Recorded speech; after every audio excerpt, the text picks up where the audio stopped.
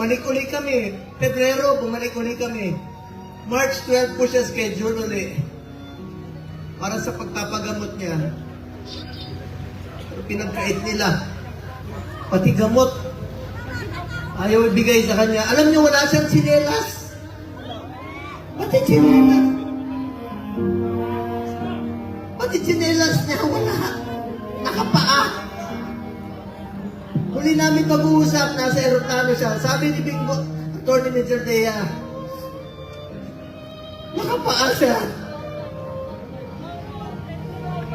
Buti na lang, may nagsuot ng kanyang suot kahapon.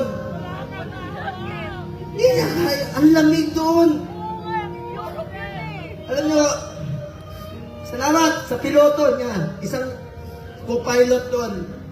Binigay niya yung kalo niya kay Tatay Digong dahil alam nila malamig. Binaba siya sa stretcher, mag-isa siya. Hindi alam ni Atty. Major Dea saan siya dinala.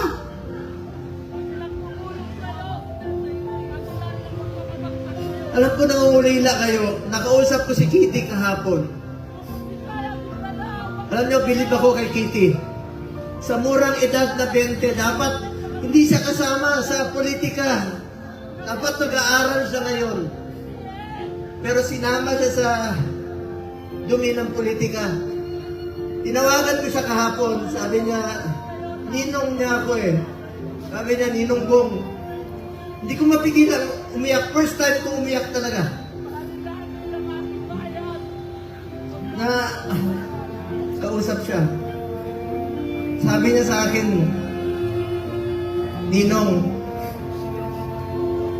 ikaw na muna ang tatay ko. Dahil wala na akong tatay. Sa murang edad na.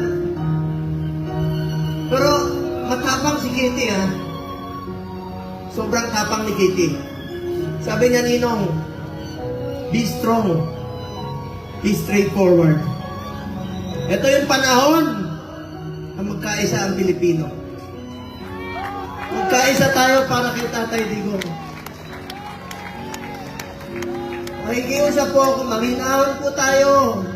Huwag po tayo gumawa ng bagay na ibabalik sa atin.